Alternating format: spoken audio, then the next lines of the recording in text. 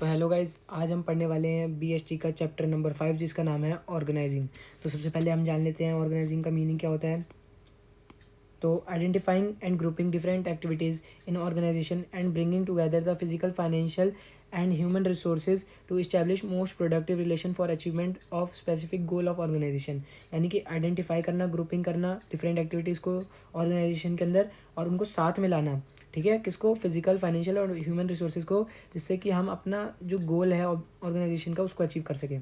Next हम आते हैं ऑर्गेनाइजिंग प्रोसेस के पास। सबके प्रोसेस याद कर लेना, बहुत इंपॉर्टेंट है। फर्स्ट हमारा है identification and division of work. Second departmentalisation, उसमें दो आते हैं, फंक्शनल और डिविजनल। फंक्शनल वाले में क्या होता है कि ये फंक्शंस के बेस पर होता है, डिविजनल वाले में प्रोडक्ट के बेस पर होता है, मतलब टाइप्स ऑफ प्रोडक्ट्स के बेस पर होता है ये। Next assigning of duties, duties जो है उनको असाइन करना, जो हमारे वर्कर्स है, जो एम्प्लॉयज़ हैं।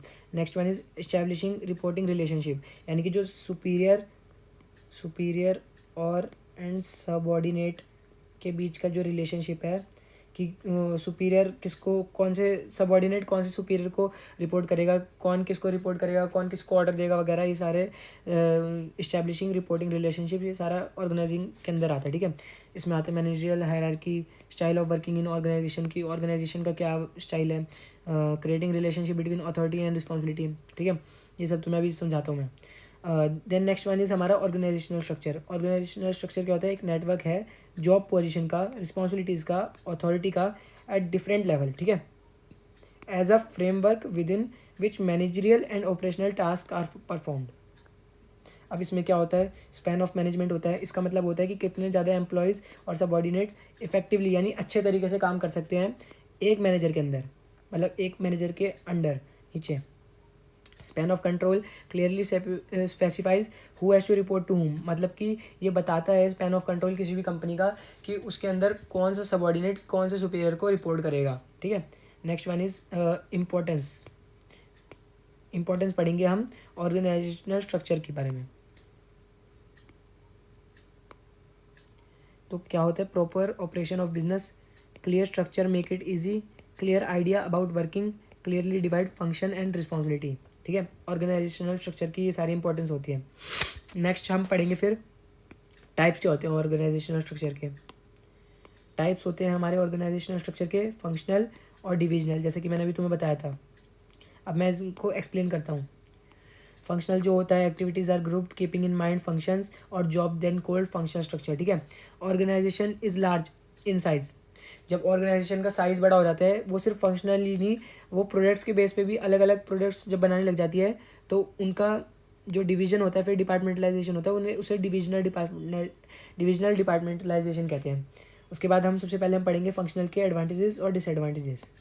फंक्शनल के क्या एडवांटेजेस होते हैं? Occupational specialization, promotes control and coordination, increase managerial and operational efficiency. ये जितना भी मैं लिखता हूँ ना, ये सारे एफिशिएंसी होता है इसका मतलब। ठीक है, उसके बाद इजी एंड इफेक्टिव ट्रेनिंग। भाई बहुत ही गंदी राइटिंग होगी मेरी, एक्चुअली वो बहुत जल्दी लिखना होता है ना। Due attention to different functions, मतलब सबको अपनी अटेंशन देना। डिसएडवांटेजेस क्या होता है? Less importance to overall objective, problems of coordination, inflexibility, conflicts of interest and different difficult in fixing accountability. यानी कि जब फंक्शनल होंगे तो सेल्स डिपार्टमेंट होगा एक, और एक होगा प्रोडक्ट डिपार्टमेंट। ठीक है, तो अगर इसकी गलती होगी तो ये इसके ऊपर ब्लेम करेगा, इसकी गलती होगी इसके ऊपर ब्लेम करेगा। कंपनी पूछेगी कि हम अपना ऑब्जेक्टिव क्यों नहीं कर पाए, तो ये बोलेगा इसकी गलती है, ये बोलेगा इसकी गलती है, तो इससे कॉन्फ्लिक्ट होगा। और अकाउंटेबिलिटी की किसकी जिम्मेदारी थी ये इस गलती के पीछे, इस जो हमारा गोल पूरा नहीं हो उसके पीछे, तो ये आपस में ही चूहे बिल्ली का खेल करते रहेंगे और कंपनी का फिर नुकसान हो जाएगा बहुत ज़्यादा। तो ये डिसएडवांटेजेस होते हैं। तो अब हम एडवांटेजेस पढ़ते हैं हम किसके? डिविजनल के। डिविजनल के एडवांटेजेस होते हैं प्रोडक्ट स्पेशलाइजेशन, उसके बाद fast decision making, accountability fix होती है इसमें, फ्लेक्सिबिलिटी। अब डिसएडवांटेज क्या होते हैं? More resources required, increase in cost, बहुत ज़्यादा पैसा लगता है। उसके बाद कॉन्फ्लिक्ट्स इनमें भी होते हैं। उसके बाद प्रोडक्ट फॉर्मेशन डिपार्टमेंट जो होते हैं वो बहुत ज़्यादा होते हैं, तो फिर ऐसे करके बहुत दिक्कत होती है उनको। नेक्स्ट वन इज़ हमारा इंपॉर्टेंस क्या है ऑर्गेनाइजिंग की। ठीक है, स्पेशलाइजेशन बढ़िया होती है। वर्किंग रिलेशन अच्छा होता है, ऑप्टिमम यूटिलाइजेशन ऑफ रिसोर्सेज का बहुत अच्छे से यूटिलाइजेशन होता है। उसके बाद एडॉप्शन टू चेंज, उन चेंज को वो अडॉप्ट कर पाते हैं। Effective administration, expansion and growth, development of person. भाई ये बहुत बच्चों की चीज़ें हैं, तुम इतने टाइम से पढ़ रहे होगे तो कोई बड़ी बात नहीं है। अब हम बुक का सबसे मतलब पूरी बुक का जो BST के मोस्ट इंपॉर्टेंट टॉपिक पढ़ेंगे। ये कॉन्सेप्ट है ऐसे बिजनेस स्टडीज़ में तुम्हें जो case studies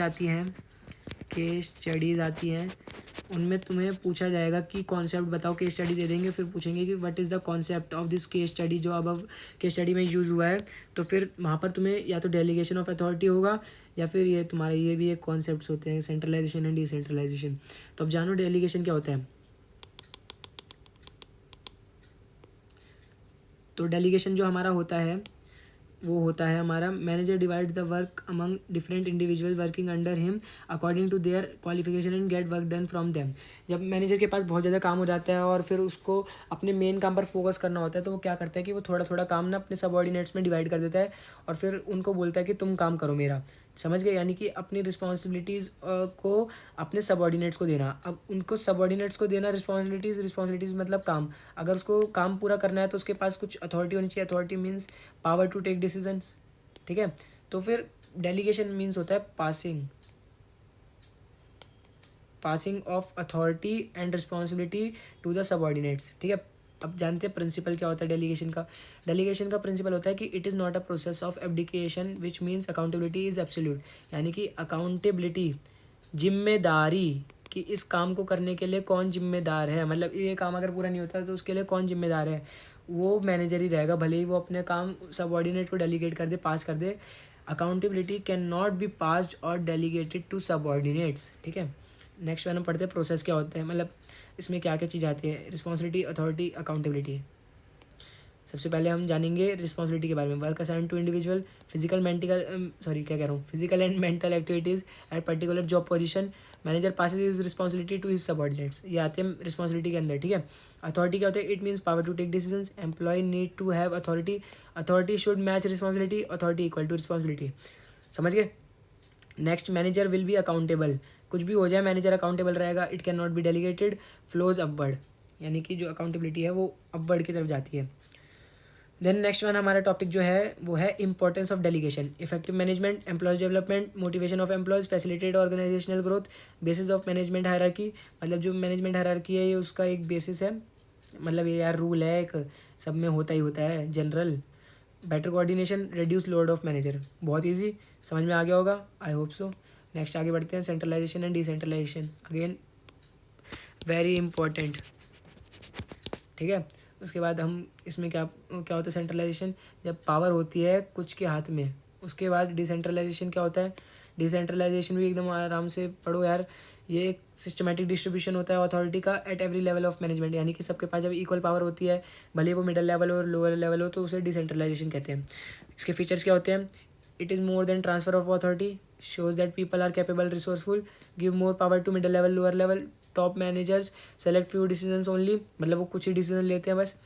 it is selective personal dispersal of authority, मतलब कि इसमें सेलेक्टिव डिस्पर्सल ऑफ अथॉरिटी मतलब सब बहुत कम लोगों के पास ज़्यादा ताकत होती है, बाकी सबके पास बराबर सी होती है, ठीक है। देन हम पढ़ेंगे relation of delegation and decentralization. एक तो ये ढंग से लाइन नहीं खिंच रही मेरे से यार। Relation between delegation and decentralization क्या होता है, डेलीगेशन इज एक्सटेंशन, ये दूसरे कलर से कर देता हूँ मैं, delegation is extension of decentralization या डिसेंट्रलाइजेशन होगा, ठीक है। Next, in delegation we multiply the authority with two, whereas in decentralization the authority is multiply by many, यानी कि डेलीगेशन में बस हम 2 लोगों तक अथॉरिटी रखते हैं, पास ऑन 2 लोगों में ही रहते हैं, पर जो डिसेंट्रलाइजेशन होता है उसमें बहुत मल्टीप्लाई होकर काफ़ी नंबर बढ़ जाते हैं। डेलीगेशन जो है एक छोटा कॉन्सेप्ट है, डिसेंट्रलाइजेशन का एक कॉन्सेप्ट है, और डिसेंट्रलाइजेशन एक वाइडर कॉन्सेप्ट है, ठीक है। Delegation is necessary in every organization, delegation जो है हर ऑर्गेनाइजेशन में चाहिए, पर डिसेंट्रलाइजेशन इज ऑप्शनल, आपको रखनी है रखो, नहीं तो जान दो यार क्या फर्क पड़ रहा है। देन इंपॉर्टेंस ऑफ डिसेंट्रलाइजेशन क्या होते हैं, initiative among subordinates, develop managerial talent, quick decision making, relief to top level, facilitate growth, better control. तो ये सारे हमारे डेलीगेशन जैसी जो डेलीगेशन के इंपॉर्टेंस थे वैसे ही थे। तो अब ये हमारा चैप्टर यहाँ पर एंड होता है। मैं होप करूँगा आपने अच्छे से पढ़ा है, इसमें अच्छे से पढ़ो, वीडियो देख कर समझो, उसके बाद अच्छे से रट्टा मारो, और ऐसे ही करके हम अपनी वीएसटी जल्दी से ख़त्म कर लेंगे। तो अभी के लिए टाटा बाय।